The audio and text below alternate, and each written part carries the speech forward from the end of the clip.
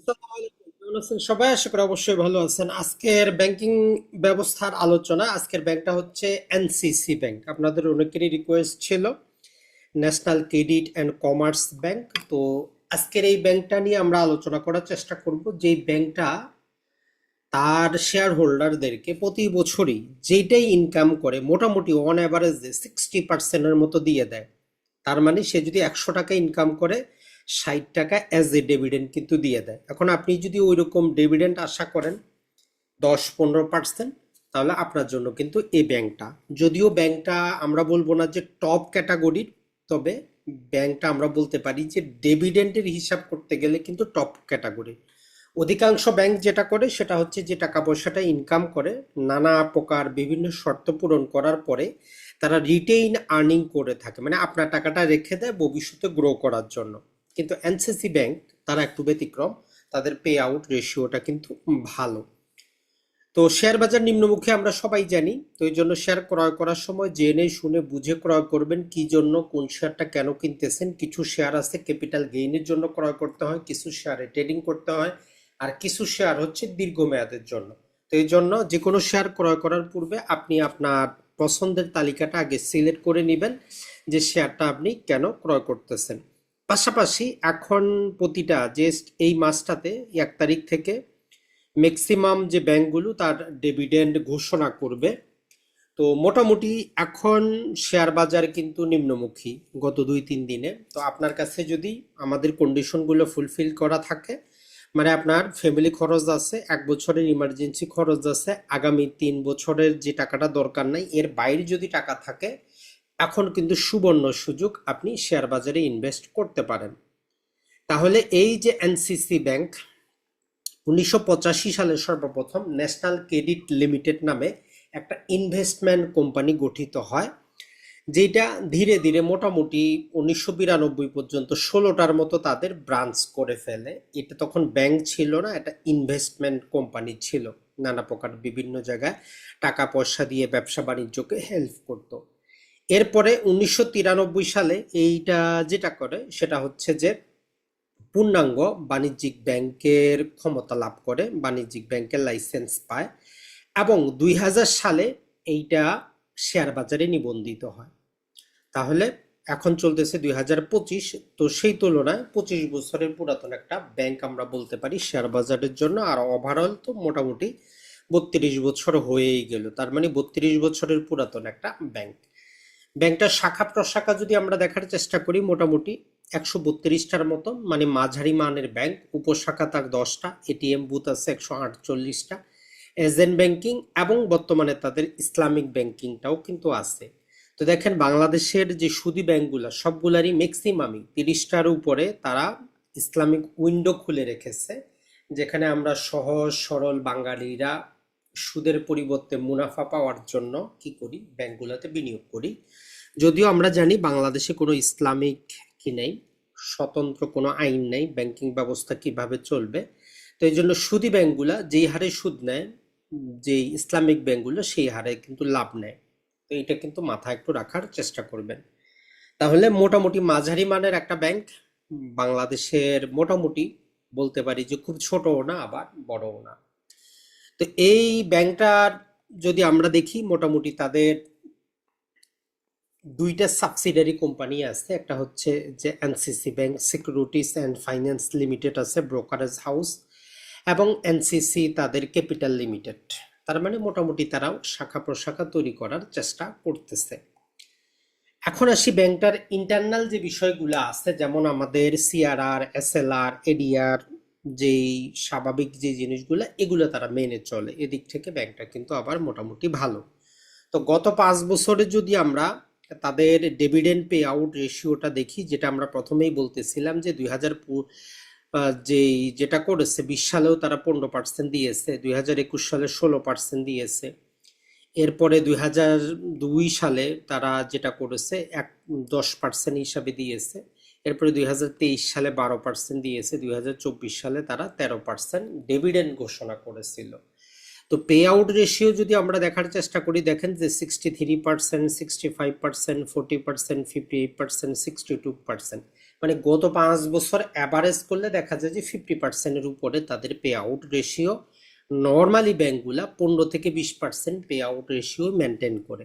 তো এদিক থেকে এই কোম্পানিকে বলতে পারি যে আমরা তারা এদিক থেকে ভালো, যারা প্রাইমারিলি বিনিয়োগ করতেছেন ডিভিডেন্ডের জন্য, এদের জন্য এই কোম্পানিটা এদিক থেকে ভালো। এখন যদি আমরা তার রিটার্ন অন ইকুইটিটা দেখার চেষ্টা করি, তো সেক্ষেত্রে তার 11%, 12%, 11%, 9%, 9%, অন অ্যাভারেজ এটা 12%টা ধরে রাখতে পারে নাই, তার মানে মিডিয়াম মানের। তার মানে বলতে পারি যে আমরা এটা 10% ধরে রাখতে পেরেছে। দীর্ঘমেয়াদের জন্য আমরা বলছি যে কমপক্ষে 12% দরকার, কিন্তু এটা 10% ধরে রাখতে পারতেছে। আপনি যদি ডিভিডেন্ড আশা করেন, যদি কম দামে যদি আপনি পান, তখন কিন্তু নিতে পারেন। রিটার্ন অন অ্যাসেট যদি আমরা দেখার চেষ্টা করি, আমরা বলেছি যে 1% হচ্ছে, 1% মানে ম্যানেজমেন্টটা ভালো, অ্যাসেট অ্যালোকেশন ভালো করে করতে পারতেছে। এইটা এখন পর্যন্ত এই ব্যাংকটা পারতেছে না। তার মানে এই ব্যাংকের যারা পরিচালক পূর্বে ছিলেন, বাপ এবং ছেলে, প্রাইম গ্রুপ বলে বাংলাদেশে গ্রুপ পাবেন, এরা বিভিন্ন ব্যাংক থেকে লোন নিয়ে টাকা পরিশোধ করে নাই, তবে নিজের ব্যাংকের অতটা ক্ষতি করে নাই। এদিক থেকে তারা আবার ভালো, নিজের ব্যাংকের অতটা ক্ষতি না করে বিভিন্ন অন্য ব্যাংক থেকে লোন নিয়ে ডিফল্ট করে বসে আছে। তো যদিও বর্তমানে তারা কি নাই, ব্যাংকের পরিচালনা পরিষদে নাই, বাংলাদেশ ব্যাংক 2024 সালে তাদেরকে বিতাড়িত করেছে। তো যাই হোক, এই ব্যাংকগুলাকে যেটা আমরা বলবো যে মোটামুটি অতটা তারা ভালো করতে পারে নাই। এখন যদি আমরা তাদের আরো গুরুত্বপূর্ণ যে জিনিসগুলো, আমাদের কাসা রেশিও যেটা দেখি, এই কাসা রেশিওটা তাদের কম। মাত্র 20% টাকা তাদের সেভিং এবং কারেন্ট অ্যাকাউন্ট থেকে আসে। আমরা যেটা বলি, যেই ব্যাংকের কাসা রেশিও যত বেশি হবে, ওই ব্যাংক কি করতে পারবে, তত বেশি লাভ করতে পারবে। কিন্তু এই জন্য এই ব্যাংকটা অতটা লাভ করতে পারতেছে না, কারণ দেখেন যে এদের নেট প্রফিট মার্জিন 10, 13, 12, 8, 6, সে তুলনায় ভালো যে টপ 8টা আমরা দেখিয়েছি, তাদের প্রফিট মার্জিন সবগুলারই 20%-এর উপরে, আর এটার প্রফিট মার্জিন 10%-এর মধ্যে। তাহলে এর কাসা রেশিও কম, অর্থাৎ কারেন্ট এবং সেভিং অ্যাকাউন্টের মাধ্যমে টাকা সে কম পাচ্ছে, এটাই তার দুর্বলতা। এখন তার ব্রাঞ্চ সংখ্যা যদি 2024-এর অ্যানুয়াল রিপোর্ট মোতাবেক দেখার চেষ্টা করি, গত 5 বছরে তারা 122 থেকে 125, 26, 28, 29 মোটামুটি শাখা প্রশাখা বাড়াচ্ছে। সাব ব্রাঞ্চ 3 বছর তারা বাড়ায় নাই, এরপরে গত বছরের আগের বছর একটা তারা বাড়িয়েছে, গত বছর তারা আরো 2টা বাড়িয়েছে, এইবার আরো হয়তো বাড়াচ্ছে তারা। এডি ব্রাঞ্চ অর্থাৎ অথরাইজড ডিলারও আছে তাদের মোটামুটি 26টার মতো, খারাপ না। এরপরে যদি আমরা দেখি যে তার নাম্বার অফ ডিপোজিট অ্যাকাউন্ট যদি দেখি, মোটামুটি 8 লক্ষের মতো তার গ্রাহক আছে, তাহলে গ্রাহক সংখ্যা হচ্ছে তার 8 লক্ষ। তো এইগুলো যদি আমরা বিবেচনা করি, আর বাংলাদেশের সার্বিক যে টোটাল ধরেন যে 61টা ব্যাংক আছে, যার মধ্যে 36টা শেয়ার বাজারে নিবন্ধিত, সরকারি ব্যাংকগুলা তো কথা নাই বললাম, এই 36টার মধ্যেও 5টা তো একীভূত হয়ে গেল, তার মানে 31টা। তো ওই 31টা থেকে যদি আমরা টপ কোয়ালিটির 10টা বাদ দেই, তাহলে বি ক্যাটাগরি যদি আমরা বলি, তাহলে এটা একটা টপ ব্যাংক। তাহলে বি ক্যাটাগরিতে এটা একটা টপ ব্যাংক। এই ব্যাংকে টাকা শেয়ার কিনে আপনি ফকির হবেন না, স্বাভাবিকভাবে আপনি লেনদেন করতে পারেন, তাতে কোনো সমস্যা কিন্তু নাই। তো তাহলে তার গত 5 বছরের যে পারফরমেন্স, ওই অনুযায়ী এই ব্যাংকটাকে আমরা বলতে পারি যে মোটামুটি মানের। আপনি দেখে শুনে কম দামে পাইলে ক্যাপিটাল গেইনের জন্য অথবা সেই ইয়ার জন্য, ডিভিডেন্ডের জন্য নিতে পারেন। যেটা আমরা বলতেছিলাম যে তার রিটার্ন অন ইকুইটিটা যে 2020 থেকে 2024 পর্যন্ত দেখেন যে সে ধরে রাখতে পারে নাই, অন অ্যাভারেজে সে 10%-ই ধরে রাখতে পারছে, 11% ধরে রাখতে পারে নাই। রিটার্ন অন অ্যাসেট সে 1%-এ নিতে পারতেছে না, তার মানে ম্যানেজমেন্টকে আরো ভালো করতে হবে। তো আমরা যদি গত 10 বছরে তার শেয়ার প্রাইসটা যদি একটু দেখার চেষ্টা করি, 2015 সালে তার 7 টাকা 2 পয়সা ছিল, আর তখন তার প্রাইস টু আর্নিং রেশিও ছিল 5.8। এরপরে 10 আসলো, 14 আসলো, 12, আবার 10, 11, 14, 13, 13, 10, বর্তমানে 12 চলতেছে।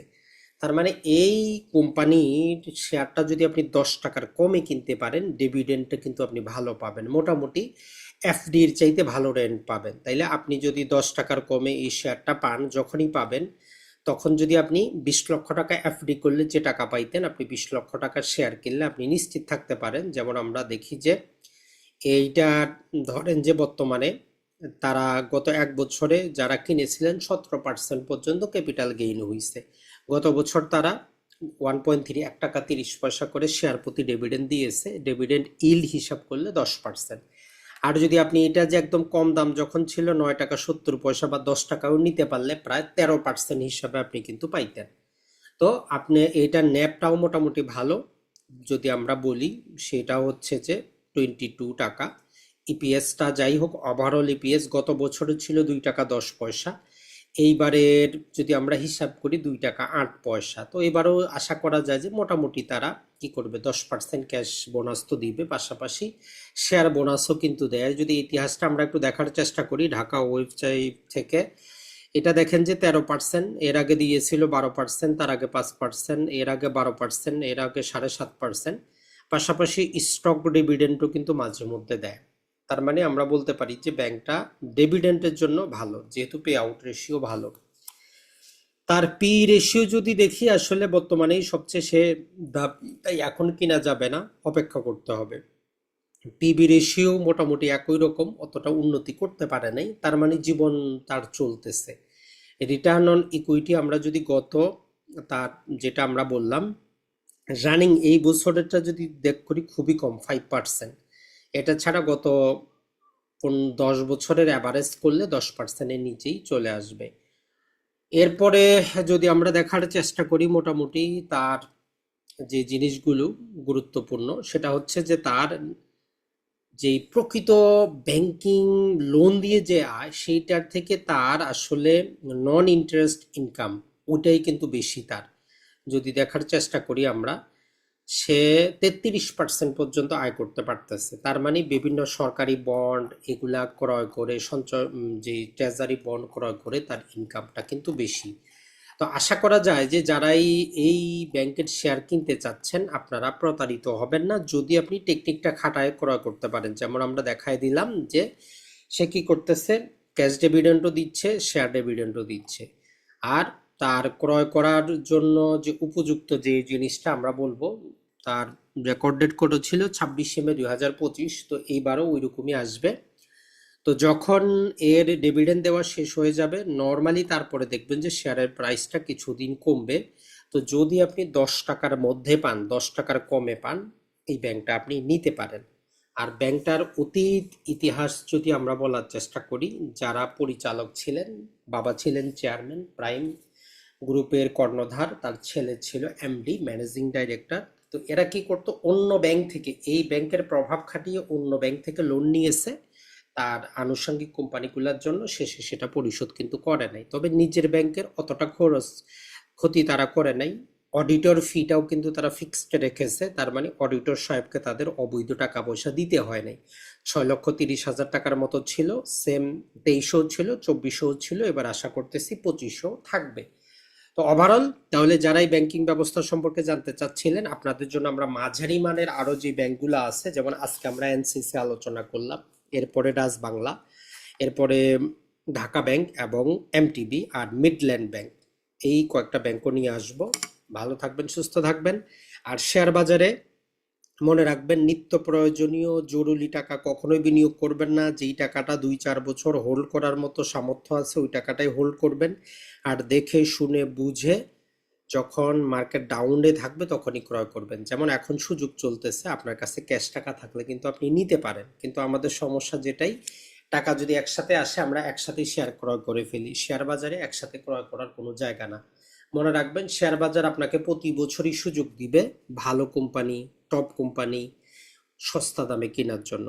শেয়ার বাজার এমন জায়গা যেখানে 10 টাকার জিনিস 100 টাকা বিক্রি হয়, 100 টাকার জিনিস 10 টাকায় বিক্রি হয়। আসসালামু আলাইকুম, ভালো থাকবেন সবাই।